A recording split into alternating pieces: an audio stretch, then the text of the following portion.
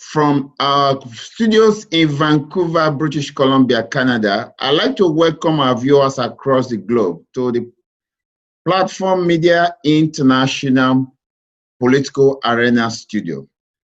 Last week, I brought to your notice about the upheaval in the political affairs of Edo State in Nigeria. As you are all aware, there's currently a political war, in quotes, among the two foremost political parties in Nigeria, the People Democratic Party of Nigeria and the ruling APC.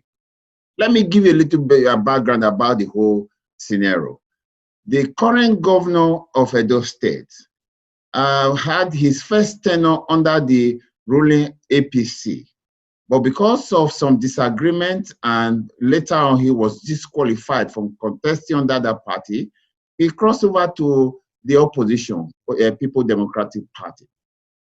And ironically, his opponent in the forthcoming election in September, Pastor Eze Yamu, who contested against him in 2016, has crossed over to APC, to APC, and is going to be his opponent in the September elections.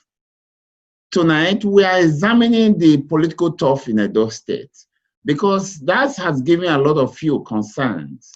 And there's no other person that will give justice to that than my very good friend, Sam John, the managing director of Onohi Communication. Let me tell you about this man who we have in the studio today. He's a veteran journalist in Nigeria. He has edited one of Nigeria's foremost daily newspapers, the Daily Times, and he worked in the Guardian and was also a sports analyst in the days of yore when I was in Nigeria. And I can tell you, he's my big brother. Sam John, welcome to the program. I'm excited to have you here. It's my pleasure being with you after a very long time. Yes, I was just a small boy when I saw you last, but I'm excited, very, very excited. Thank you, sir. My viewers, this is an eminent personality. I can tell you with with confidence that Sam John is a good catch today. And as I speak to you across the Pacific and Atlantic, he's in Nigeria, and we're happy to have you. Sam John, give us a background about this political crisis in Edo State.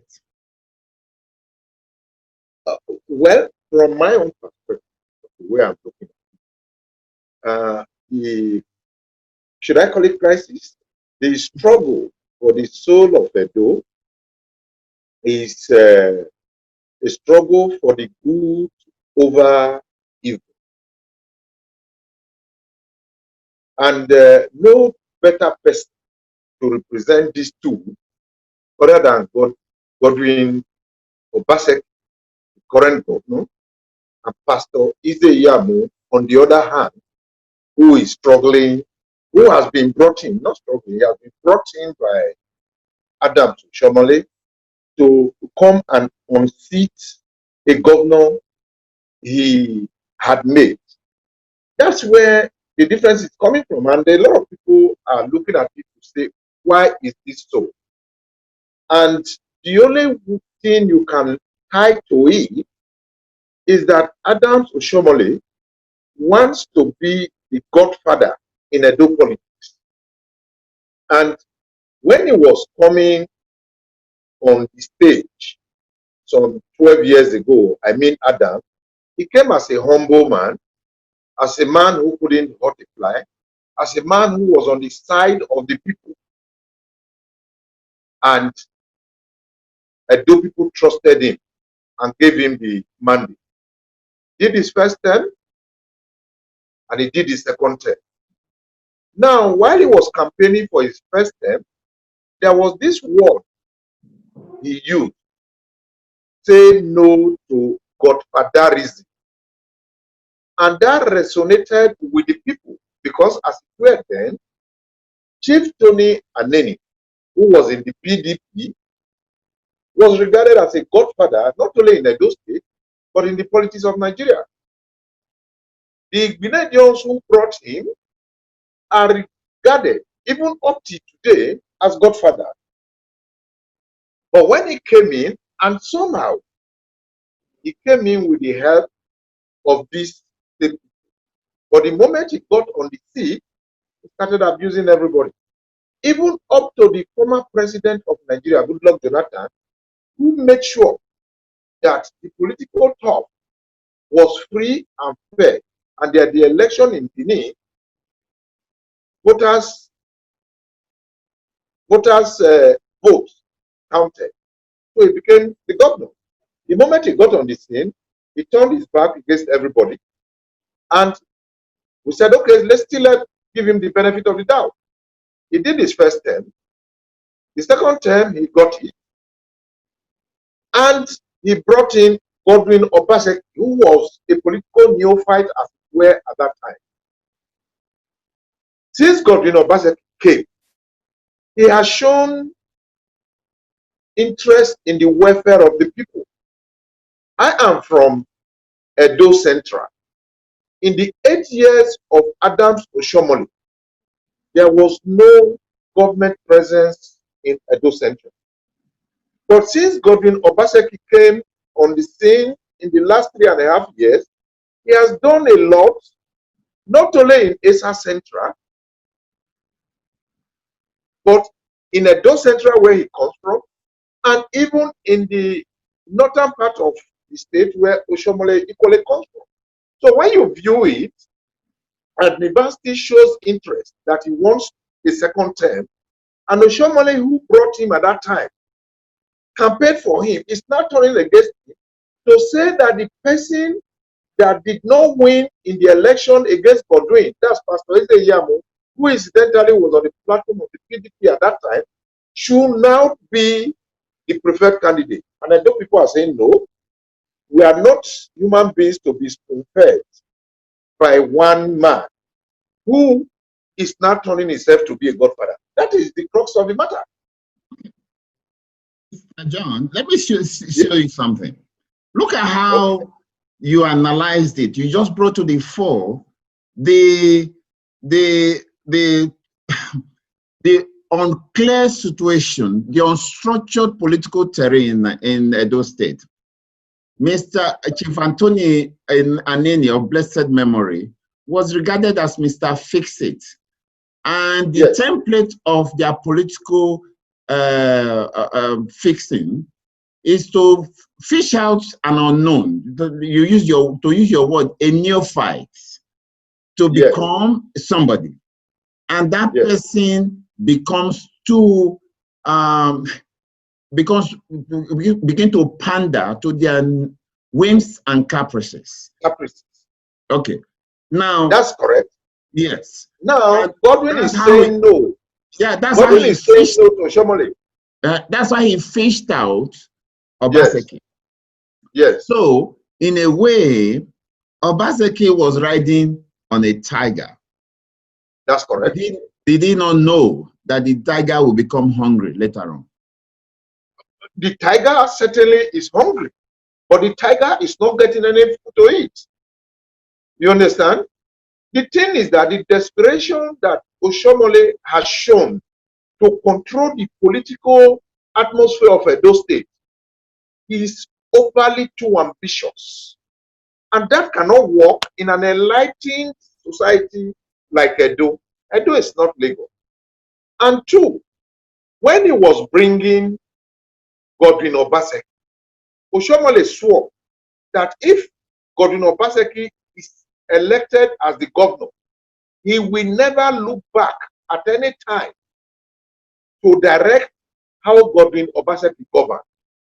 How come all of a sudden, barely a year into Godwin Obaseki's tenure, there was friction between Oshomole and Godwin Obaseki? And Godwin Obaseki has come out to say the demands of Oshomole are so much that if he agrees to it, there will be no money to work for the Edo people.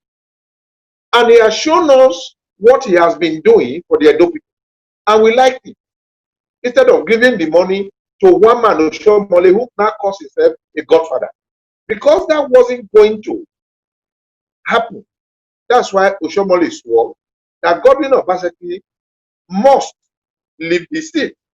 And Edo people are collectively now saying, no, it cannot work. Godwin Obaseki must be given a second term. So how do you view the argument of the opposition that Oshomole thought Governor Obaseki has the wherewithal to be a good governor, but he has identified that Obaseki lacks the leadership qualities, that Obaseki has not carried people along? So how do you react to that? Who are the people?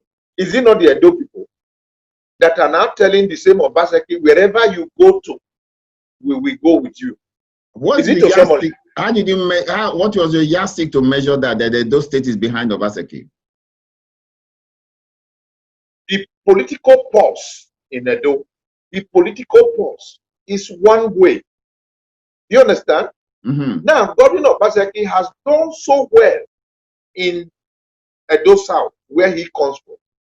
And he has done so well in Edo Central, where I come from. And he has a deputy from Edo North, through whom he has done so well in Edo North. And everybody is saying that this is the man he should be given a second term. And two, he has cleared the political terrain of Agberos, whom Oshomole like to deal with. But they said the Agbero, so-called, worked for him. So why is he now finding them not useful at this time? Oh, God bless you. Why he's finding them not useful was after working for him, they wanted to be taking the money of the state into their pocket. You can imagine Agbero celebrating billions, whereas people who went to school can't get a job. And in any case, how will an Agbero work for a governor to emerge without the people voting? That you campaign for him does not mean that you are the only person who campaigned for him. Every other person campaigned for Godwin Obaseki. I didn't vote for Godwin Obaseki in the last dispensation. But today, I have brought out my voter's card. In fact, it is here. I am going to Edo to vote for Godwin Obaseki on the day of the election. You understand? That's so right. Notice something. If for instance, Obaseki or Agberos worked for him, and now the people are turning against the Agberos, which one will you prefer? They say the voice of the people is the voice of God. If you look at the way the PDP grabbed Obaseki, you will know that a party with harmony couldn't have done that when its people, some of its people had already bought tickets for them to contest as the governorship candidate of the political party. And they now have all agreed that Obaseki should be. It sounds to me that the PDP is desperate. It's like a drowning man that clutches at the serpent. Why would they overnight grab somebody who ridiculed them 4 years ago? Why? What is there no politics or principles anymore? Well, you cannot say that Obaseki ridiculed the PDP. As I told you, Obaseki was just a bright brain on the streets of Lagos. He was into finance. They were the people who mustered the funds with which Oshomole campaigned in the first instance. Now, Oshomole led Obaseki's campaign and told Edo people the various bad things that Ize Iyamu had done. Yes, he told Edo people that Ize Iyamu poured acid on a student while in Unibe. He told us that Ize Iyamu stole 700 million. He told us that Ize Iyamu was the engine room behind the failure of Lucky Gbenedio's government. He told us that Ize Iyamu has never worked in a private sector in his life, that Ize Iyamu cannot control funds, and that Godwin Obaseki was a financial wizard. Who will you choose? Is he a financial wizard or somebody who is reckless with money? For me, I will choose a financial wizard because I want the state to be able to develop. Agree that, yeah, agree that Governor Obaseki is a financial wizard. Is he not dining? Is he not like a sheep dining with the wolves? Because PDP has never been his camp. Another 2 weeks, he has joined them. It's like sleeping with strange bedfellows. What's your reaction to that? Okay, let me just answer this. Let me answer that with it. When Obaseki got to PDP and saw, they didn't just throw the ticket at him. He had to first of all come and show interest. That is interested in coming over to the PDP. He went around the government. He went around the leaders of the PDP. When he saw the negotiating power, the process of negotiation in the PDP, he almost shed tears and said he regretted not joining the PDP a long time ago. Well, if he had done that, he couldn't have won anyway, because the PDP is a solid party where you just don't jump at them. But Obaseki, having been governor for 3.5 years, has done so well that the PDP are now seeing a bright candidate in him. That's why they are choosing him. And in any case, Oshomole, who told us, who brought Obaseki to us and made him. Yeah, viewers, we seem to have lost Sam John there. We're just hoping that, yeah, he's back. He's back. He's back. Sam, can you hear me? Sam, we seem to have lost you there. Governor. It's not. Hello? Yeah, I can hear you now. Yes, sir. Yes. Go ahead. It's not coming to tell us that Obaseki, whom he brought 3.5 years ago, is no longer qualified based on the certificate that he himself attested to 3 years ago that was good. And now who is Oshomole to disqualify somebody? He set up a kangaroo court to disgrace a governor. And let me tell you the danger of Oshomole succeeding. If Oshomole succeeds, we will be creating another godfather in Edo State, just the way Ahmed Tinubu is a godfather in Lagos. And when godfathers spring up like that in every state of the federation, then the country is finished. You understand? The people must have their way, and the people must vote for their representatives. And the good news about it is that Governor Obaseki, if he gets a second term, will not struggle for a third term, either directly or through the back door. So that we make sure that the governorship ticket goes to another place that have never had it. And where is that place? Edo Central, where we come from. So what happens to the ambition of Dr. Dan Obi and Imaswagmo, who they call the rice man? Imaswagmo was my colleague in Obafemi Awolowo University in the days of yore. So what I'm trying to say, these are people, core people in PDP who have spent their resources being in PDP. Overnight, they gave up their ambition. So are you sure that that is not, Obaseki is not swimming in troubled waters? And the second question I want to ask you, the second thing I want to ask you is this: is Obaseki going to operate the PDP program or APC program? Two questions.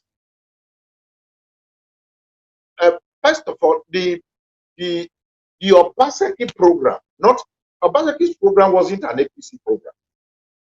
Obaseki is God sent, and what he was doing is to satisfy the yearnings of the people, which incidentally keys into the profile of the PDP. So he's coming to a house that has welcomed him, to a house that is looking for development, and to a house that he can easily meet the aspiration. Then number two, you talked about the Maswango. You talked about other aspirants who stepped down for Obaseki. And I tell you, since they stepped down, they have been leading the campaign of Obaseki. That's to tell you that the PDP is a homogeneous political party. And that when they talk to their members listen. You understand? It's unlike the rancorous APC party that we are having that has no direction. You understand? So if you weigh the two political parties and you are looking for a measure of stability, I am quite sure that you will choose the PDP, which Obaseki has done. Mr. Sam John, from 1 to 10, how confident are you of Obaseki clinching the governorship ticket? The mere fact that, as I talk to you, I'm in Owerri, which is in Imo State, and I said my voter's card is with me. I am going to Edo to vote for Obaseki. That is one vote that nobody can take away from me. You understand?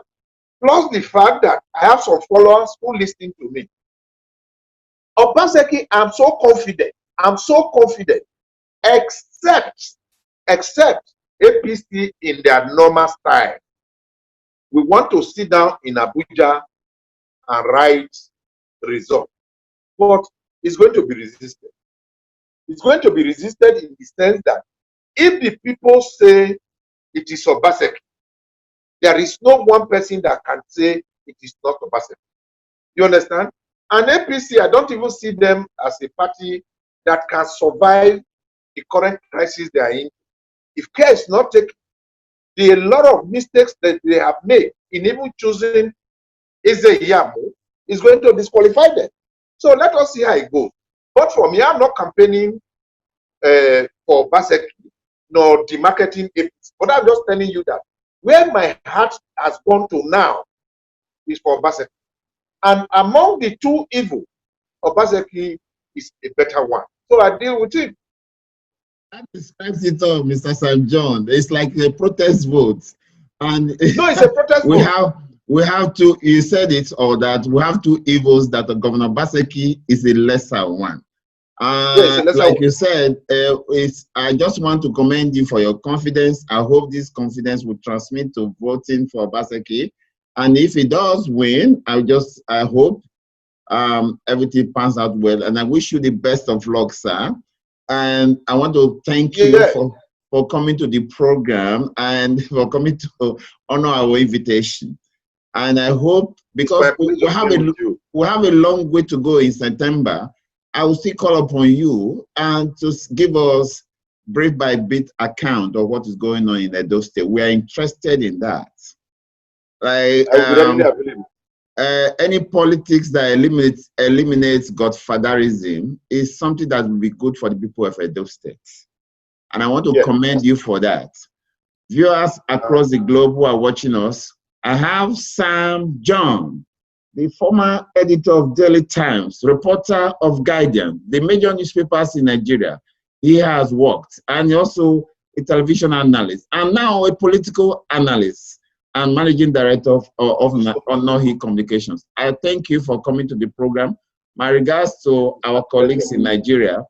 I'm Joe Ehizode, Platform Media International Political Arena. From our studios in Vancouver, British Columbia, Canada, I want to thank you, Sam John, again. To our viewers in Nigeria and Canada, have a good night. Thank you, and I'll see you again. Bye-bye. Thank you so much. Bye.